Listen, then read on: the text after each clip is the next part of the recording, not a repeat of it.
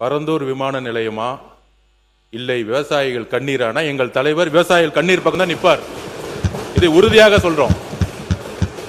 மாண்பு முதலமைச்சர் நேற்றே சொல்லியிருக்காரு, கூடிய விரைவில் விமான நிலையத்துக்கான இடம் கூடிய விரைவில் அறிவிக்கப்படும் சொல்லியிருக்கிறாரு. ஆனால் எங்களுடைய தலைவருடைய முதல் பிரச்சாரம் காலடிப்பட்டது விவசாயிகளுடைய கண்ணீருக்காக, விவசாயத்திற்காக குரல் கொடுக்கும் சொல்லக்கூடிய டெல்டாவில் பிறந்தவர்கள் நாங்கள் சொல்லக்கூடியவர்கள் பரந்தூருடைய விவசாயிகளுக்கு எதிராக, பரந்தூர் மட்டுமல்ல திருவண்ணாமலையில் மேல்மா விவசாயிகளுக்காக குண்ட சட்டம் போட்டது திமுக. அப்ப இன்றைக்கு விவசாயிகள் மட்டுமல்ல ஒட்டுமொத்த நீர்வளமும் எத்தனை ஏரிகள் என்பது இருக்குங்கிறது மூத்த உறுப்பினருக்கு தெரியுமா? கிட்டத்தட்ட 200க்கும் மேற்பட்ட தமிழகத்தில் மிக அதிக ஏரிகள் 381 நிறைந்த மாவட்டம், ஏரிகள் நிறைந்த மாவட்டம். அப்ப 381 ஏரிகளை பத்தி அவங்க பேசினதில்ல, மக்களுடைய குரலுக்கு பேசினதில்ல. நேற்றே தெளிவா சொல்லியாச்சு. சென்னை விமான நிலையத்துடைய இன்னைக்கு இருக்கக்கூடிய பங்கு என்ன, அதை அடுத்த லெவல்ல கொண்டு போறதுக்கான அரசினுடைய நிலைப்பாடு என்ன, எல்லாம் சொல்லியாச்சு. ஆனால் நேற்றிலிருந்து திமுக இந்த விமான நிலையம் இல்லைன்னா தமிழகத்தோட முதலீடே போயிடும், இண்டஸ்ட்ரி டிபார்ட்மெண்ட்டே இருக்காது. முன்னாள் அமைச்சராக இருக்கக்கூடிய இண்டஸ்ட்ரி மினிஸ்டர் திமுக எல்லாரும் சொல்றாங்க. இண்டஸ்ட்ரி வர்றதுக்கு முக்கியமான காரணம் என்ன தெரியுங்களா?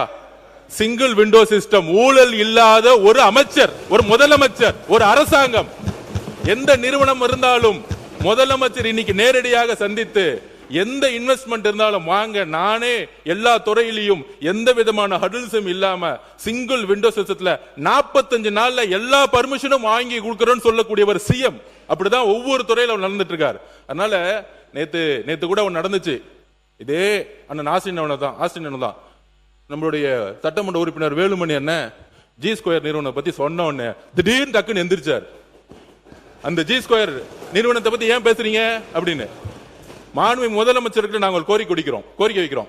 இந்த பரந்தூர் விமான நிலையம் பண்ணும் பொழுது டிபிஆர் ப்ராஜெக்ட் அரசுக்கு மட்டும்தான் தெரியும், டீடைல் ப்ராஜெக்ட் ரிப்போர்ட் அரசுக்கு மட்டும் தெரியும். அந்த டீடைல் ப்ராஜெக்ட் ரிப்போர்ட் வரதுக்கு முன்னாடியே ஒரு கட்சி சார்ந்தவர்கள், நான் எந்த கட்சி பேரையும் சொல்லல, ஒரு கட்சி சார்ந்தவர்கள் அந்த நிலத்தை சுத்தி லேண்ட வாங்கி மிகப்பெரிய ரியல் எஸ்டேட் மோசடி நடந்திருக்கு. அதை ரிஜிஸ்ட்ரேஷன் டிபார்ட்மெண்ட்ல சொல்லி அந்த ரியல் எஸ்டேட் மோசடி, இந்த பரந்தூர் விமானம் எதுக்காக உருவாக்கப்பட்டதுன்னா இந்த ரியல் எஸ்டேட்டுக்காக தான். அப்ப இதை நாங்கள் பதிவு செய்கிறோம்.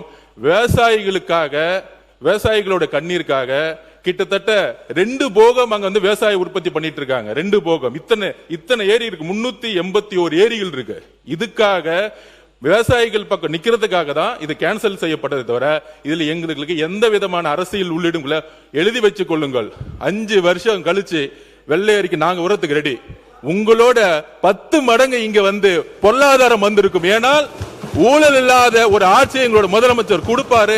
இதற்காக எல்லா இண்டஸ்ட்ரியும் வரும். 45 நாள் 60 நாளுக்குள்ள சிங்கிள் விண்டோ சிஸ்டத்தை முதலமைச்சர் உருவாக்கி இருக்காங்கிறத பதிவு பண்றோம்.